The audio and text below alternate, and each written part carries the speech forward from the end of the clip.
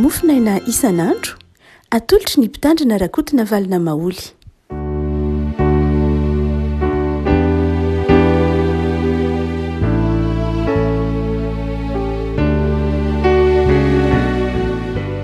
Fanaravantsika rehefa mahatratra ty sabotsy fahaenina volana aprily farany herinandro voalohany amin'ny volana aprily ity. Ny mofinaina voalahatra dia ny bokin'ny Salamo fahavalo amby fitopolo. Salamo valo amby fitopolo, andiny fahatelo ambin'ny folo ka hatramin'ny faharoapolo. Amin'ny anaran'i Jesosy. Nampisaraka ny ranomasina izy ka nitondra azy nita. Dia nampijanona ny rano toy ny atotan-javatra ny rahona no nitondrany azy raha atoandro sy afo mahazava no ny alina. Namaky vatolampy tany anefitra izy ka nampisotro azy nanara-po tahaka ny amin'ny rano lalina, ary nampivoaka rano mandrika avy tamin'ny aram-bato izy ka nampirotsaka rano tahaka ny ony. Kanjo mbola nandroso nanota tamin'ny any izy ireo, ka nampatezitra ny avy indrindra tany anefitra, dia nakafanain'Andriamanitra tapony izy tamin'ny lany anina araka ny nahaliana azy. Dia niteny nanohitra n'Andriamanitra izy ka nanao hoe mahavelatra latabatra ty anefitra va Andriamanitra? Indro namelo ny vatolampy izy dia ningororona ny rano ka nandrika. Mahay manome mofo koa va izy? Mahatonga hena ho an'ny olony va izy? Ray masino, manomasinina ny fahamarinana tenao no fahamarinana. Amen. Mamitina ny amafisapony ny zanak'Israely asafa riavana amin'ity Salamo fahavalo amby fitopolo ity. Mamitina ny fiodiana ny zanak'Israely tamin'Andriamanitra. Inona ilay endrika ilay fiodiana ny zanak'Israely tamin'Andriamanitra? Amin'ny andininy vitsito elo-peratana antsika dia izao: ilay toetra tsy mahay mankasitraka. Ilay toetra tsy mahay mankasitraka. Hoy ny filazan'ny asafa izay efa voalaza any amin'ny Eksodosy hoe rahona ange no nitondran'Andriamanitra ny zanak'Israely amin'ny atoandro, maina ny andro fa afaka mandeha mandrakariva ny zanak'Israely tany anefitra. Na dia maina tahaka n'inona ary zany efitra zany dia nomen'Andriamanitra elo izy dia rahona afaka namakivaky ny efitra, ary amin'ny alina ao anatin'ny fangiry firiana afaka mandeha izy fa nomen'Andriamanitra mazava noho ny alina. Ary dia nomen'Andriamanitra rano izy, nataon'Andriamanitra mahagaga fa nisarahan'Andriamanitra teo anoloan'ny ranomasina. Saingy izao tsy mbola nahita sitraka tamin'ny olona any Andriamanitra. Dia tiany asafa eritreritra isika fa tsy hoe toetra ny zanak'Israely ihany zany matoa averiny ataony tonty rehetra, fa mety ho toetra ny zanak'Andriamanitra, mety ho toetra ny mpanompon'Andriamanitra, mety ho toetra ny mpino no hoe tsy mankasitraka n'Andriamanitra mihitsy. Efa betsaka ny fahagagana ataon'Andriamanitra fa tsy mankasitraka. Inona ny anton'ilay tsy mahay mankasitraka? Satria lay fitiavana n'Andriamanitra mihitsy no tsy ao. Ary dia afarany asafa zany tsika toetreritra amin'ny hoe mba mahaiza re mankasitraka n'Andriamanitra, ary mahaiza mijery amin'ny solomaso miabo, amin'ny solomaso tsara ny zava-mitranga sy ny fitondran'Andriamanitra. Zanak'Israely dia niala avy any Egipta, andevy izy tany, nahantra izy tany, nambanin'ny olona izy tany, ary tsy hery taona, tsy roa taona, sy telo, anjato taonany. Ren'Andriamanitra ny fitarainany. Fa rehefa noafahan'Andriamanitra izy ary nampahitan'Andriamanitra zava-mahagaga, toy ny filazan'i Isaia azy hoe mbola nandroso nanota ihany. Hoe asafa hoe mbola nandroso nanota ihany, na hoe mbola namerina nanota indray izy. Zay ny tena madika azy hoe mbola nanohy namerina nanota indray izy. Na dia efa nanaovan'Andriamanitra zava-mahagaga. Ary io mahatonga amin'ny Paoly, mahatonga ny Jesosy koa ny teny manao hoe io ange tsy niabetraky ny famantarana akory ny mahatonga anao tsy manoty, fa nahanaovan'Andriamanitra fahagagana tahaka n'inona aza rehefa hanotany olona dia manota ihany izy. Zanak'Israely ho iasafa eto nahita an'izany ranomasina nisaraka zany. Tsy mbola nisy ohatr' izany teo an-tantaran'ny zao tontolo izao, nisaraka ny ranomasina, fa izao mbola nanota ihany izy. Vatolampy nikororona rano ho iasafa eto fa mbola nanota ihany izy noho zany tsy arakaraky ny fahitantsika fahagagana be deaibe akory ny mahatonga atsika tsy manota fa mety mbola manota isika na dia ary mora manota azysika na dia mahita ny fahagagana ataon'andriamanitra de tsika ve mieritrehitra fa tsisy fahagagana antsony am'izao andrinantsika zao eny tena mbola misy ny fahagagana mbola misy ny fahagagana raha tena ao anatin'ny solomaso ny fitiavana sy ny fon'andriamanitra atsika de mbola mahita fahagagana amin'ny fiainantsika isan'andro na ny fahitanao fifaliana ny fipisahany masoandro fa asitranana sakafo hoanina rivotra madio na be deaibe ny mbola mety hoendriky ny fahagagana fa tsy mahita fahagagana isika satria mafy ny fotsika ary de na de efa ranomasina misaraka ary de mbola tseritreretra zanak'Israely ho fahagagana na dia ny vato lampy zay mamoaka rano aza hosotrony miboiboika de zao mbola tseritreretiny ho fahagagana de tsijako tahaka zany am'izao ankehitriny zao be deaibe ny zavatra ataon'andriamanitra mitrango eo amin'ny fiainantsika fa zao eritreretintsika hoe ny siansa mahatonga an'izany ny siansa nge manazavy fa ny siansa tsy mamorona zavatra vaovao fa lalàna izy dia ny zavatra misy ety ambonin'ny tany any no atambatry ny siansa atambatry ny fahalalàna raha miteny hoe fanafoditsika tsy mamorona nge siansa fa zavatra singa fa ny anatin'ny zavaboary any any singa alaina eto ambonin'ny tany any fa tsy hoe miainga amy tsy misy akory izy zany hoe misy foana ny fahagagana ataon'andriamanitra ny tiana lazay fa izao tsy mety mamijery an'izany sika satria mafy ny fotsika de ao anatin'ny tsy fankasitranan'andriamanitra ny tsy fanekena hijery ny zavatra ataon'andriamanitra eo amin'ny fiainantsika amin'ny fofeny fitiavana rehefa tsy tian'andriamanitra de na inona ataon'andriamanitra de zao tsy ekena ho tsara mandrakariva ary zay nihitantsika mitrango eto ambonin'ny tany tsy eken'ny olombelona ho tsara ny zavatra ataon'andriamanitra na tare io na biky io na rivotro na be deaibe ny zavatra men'andriamanitra atsika amin'ny alalan'ny natiora fa izao tsy ekentsika ho tsara reny satria mafy ny fotsika de veritsika fa zay ataontsika ihany ny atao hoe tsara fa zay nataon'andriamanitra de tsy tsara satria mafy ny fotsika afaka malala ny fahotana de mahatonga atsika tsy mety mahita ny fitiavan'andriamanitra ary rehefa tsy hitatsika ny fitiavan'andriamanitra de manjary tsy mahay mankasitraka an'andriamanitra isika fa ny faharoa de izao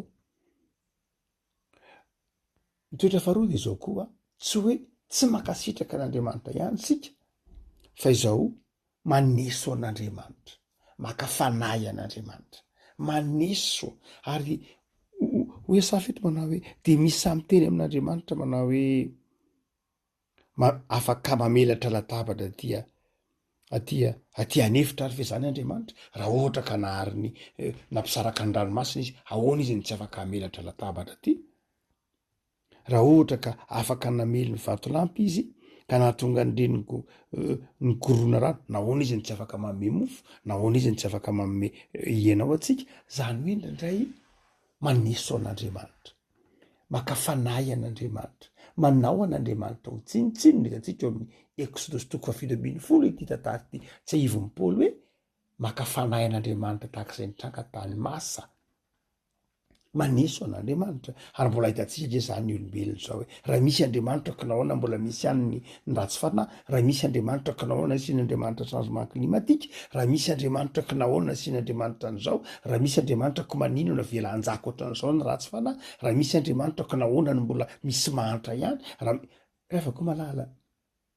fanesona an'andriamanitra fa nga andriamanitra ny nampahantra anao ny fiarahamonina nge ny nampahantra andriamanitra nanome zavatra mitovy ary nanome fahafahana ny olona fa raha mahantra ny olona na mahantra ny manodidina de zao misy herisetra zay marina fa andriamanitra mampanankarena azy mampahantra fa tsy programan'andriamanitra mihitsy akory nampahantra olona be deaibe eto ambonin'ny tany tsy programan'andriamanitra mihitsy zany fa andriamanitra nanome zavatra mitovy tsy manao zarafily n'andriamanitra nomen'andriamanitra andangenakibony tany men'andriamanitra ranomasina nasian'andriamanitra trondro be deaibe anaty ranomasina nasian'andriamanitra zava-manana isan-karazany nasian'andriamanitra hazo maro karazana be deaibe ny nataon'andriamanitra fa ny olombelona nanao zaravilana ary efa ny olombelona nanao zaravilana de zao tokony hazava amitsika fa tsy azontsika isoan'andriamanitra fa betsaka ry avako malala no ny tsara an'andriamanitra andraindray manameloka an'Andriamanitra hoe fa raha mahay an'izao ianao Andriamanitra ka maninona no avelanao an'izao, tsy afaka ho malala. Manana solomaso zay raha tena tia an'Andriamanitra isika de tsy mipetraka amin'ny toeran'ny mpanota ka hitsara an'Andriamanitra ka hanameloka an'Andriamanitra na ametraka ny fahavoazana rehetra ho eo atsoroka Andriamanitra. Tsy mahazo manao zany sika pino fa eketsika raisitsika ny andraikitritsika fa matoa mitranga ny fahasahiranana na ny fahantrana marina fa misy ny fizaham-toetra fa tsy fizaham-toetra foana akory ny fiainan'ny olona fa izao tena misy mihitsy andraikitry zao tontolo zao isika olombelona no manao zavavilana, isika no manao eritreritra, isika no tsy mahay mitantana, isika no tsy mivakaty, isika no tsy mahay mifamela, isika no miady. Be dia be ny antony mahatonga an'izany. Eto ary afaka malala ampitandrema ny asafa isika tsy akafanan'Andriamanitra. Fantatr'Andriamanitra zay tokony ho atao atsika. Tsy fanao atsika izany maneso an'Andriamanitra hoe raha mahay an'izao Andriamanitra tsy maintsy ataony an'izao ain'Andriamanitra tokoa zany, ahoana montsaizan'Andriamanitra zany. Fa misy zavatra ataon'Andriamanitra araka ny fotoana mapety azy eo, ary misy zavatra avelan'Andriamanitra ataonao amin'ny alalan'ny fitarihiny fanahiny ianao. Fa ny fahatelo de zao, zay seho ny asafa tokoa zay matezitra an'Andriamanitra dia ny fangatahantsika ateraky ny fialantsika ka hanomezantsika an'Andriamanitra tsiny. Ny filazany iasafa azy manao hoe de nahaka fanahy an'Andriamanitra tampony izy tamin'ny nilany hanina araka ny nahaliana azy. Zany hoe ny zavatra angatahantsika amin'Andriamanitra de zavatra angatahantsika ho an'ny filantsika indraindray, ho an'ny filantsika ny tena mamaky atsika amin'Andriamanitra fa tsy amin'ny zavatra tena mahasoa antsika na mahasoa ny fifandratsika amin'Andriamanitra. Misy zavatra iritsika sy ataontsika hoe irifatsika amin'Andriamanitra mihitsy nefa io zavatra io de zao zavatra ho amin'ny filantsika fotsiny, mety noho ny ego atsika no angatahantsika azy amin'Andriamanitra, mety mba noho ny freriatsika, noho ny fitiavan-tenatsika, noho ny fieveran-tenantsika io zavatra dia mangataka ilay zavatra amin'Andriamanitra ary toy ny mila ady amin'Andriamanitra tahaka izay nataon'ny zanak'Israely mihitsy ary ka ny tena tompony hoe mila ady amiko ianareo mantsy ny zanak'Israely satria ny zavatra angatahinareo de zao zavatra ateraky ny filanareo fotsiny. De mila ady amiko ianareo omeo eny zay aty anefitra, omeo mofo zay aty anefitra, aty anefitra ngezika eo Andriamanitra saingy zao anefany. Hitantsika ny boky ny Exodosy fa nomen'Andriamanitra ihany ny mofo sy ny hena. Afaka malala ndraindraingy atsika malahelo amin'Andriamanitra hoe toa ny tsy mimenao Andriamanitra ry zavatra ry, toa nangatahako taminao ry zavatra ry, toa tsy mimenao toa ranona menao an'iny fa za tsy nomenao an'iny. Afaka malala ny tiany zoatra masinao takatsika de zao rehefa tia an'Andriamanitra isika de mahatoky an'Andriamanitra. Atria mahatonga ny tompoky ny teny manao hoe ianareo na adala azy na ratsy ara mahafantatra nome zava-tsoa ho an'ny zanakareo, tsy maika ave Andriamanitra no tsy ahalala ny zavatra tokony homena anao fa maniky an'Andriamanitra, mino an'Andriamanitra, tiavo Andriamanitra fa mahafantatra ny sahaza tokony ho atsika izy, mahafantatra ny lalina hitondrana atsika izy, mahafantatra ny mety amintsika izy. Zany tsy midika manao hoe tsy miasa isika, zany olona pino zany olona miasa. Zany tsy midika hoe tsy miezaka sika, zany olona pino zany miezaka. Matoa nentin'Andriamanitra namakivaky ny hevitra ny zanak'Israely nitezay niezaka, nitezay niasa fa izao nitezay no tia azy, nitezay no tia azy. Ny maha-kristianina voalohany indrindra afaka malala de zao enao tia an'Andriamanitra, tsy hoe ny zavatra omen'Andriamanitra ny voalohany tiavinao fa Andriamanitra. Rahatsika ny zavatra omen'Andriamanitra indray no atakalotsika n'Andriamanitra. Misy zavatra betsaka omen'Andriamanitra atsika fa lay zavatra zay omen'Andriamanitra atsika indray no otopotsika atakalotsika n'Andriamanitra. Omen'Andriamanitra fiarakodia de tsy miangona fa lasa mitsangatsanga. Omen'Andriamanitra fahitalavitra ngezabe sy tsara tarehy de midongy ao an-trano fa tsy mandeha mivavaka. Omen'Andriamanitra tsara tarehy, vila tsara tarehy de zao tsy mandeha mamonjy fivorim-piangonana tsy miangona fa tamanao an-trano. Omen'andriamanitra fahasalamana hery sy tanjaka de zao tsy mandeha lasa manao sport mandritra ny herinandro fa tsy mandeha miangona ny alahady. Omen'andriamanitra fahafahana, omen'andriamanitra vola sy arena fa izao tsy lasa manara-po amin'ny fiainana fa tsy manao adidy ho amin'ny fitoviana amin'ny filazantsara. Be deaibe ny zavatra tahaka izany ry afaka malala ataotsika. Andriamanitra tsy hoe matoy omen'andriamanitra iny de ho ampiasainao fa izao ao anatin'ny zavatra omen'andriamanitra de zao aza tiavina mihoatra no Andriamanitra re. Andriamanitra zay nanomeny soa aloha ny tokony ho tiavinao alohan'ilay soa omen'andriamanitra anao. Andriamanitra no tomponao fa tsy lay soa nomenao azy no tomponao fa raha lay soa nomen'andriamanitra, raha lay zavatra nomen'andriamanitra no tomponao de manjary manompo sampy ianao ary manjary tsy tia an'Andriamanitra de mora miodina amin'Andriamanitra. Ary rehefa miodina amin'Andriamanitra de zao rehefa tia an'Andriamanitra, rehefa tia lay zavatra nomen'Andriamanitra mihoatra no lay soa, izay omen'Andriamanitra de azon'ilay fakapanahany matitoko faefatra ny hoe miankohofo eto anatrehako ianao de omeko anao zao rehetra zao. Azon'izay fakapanahy zay.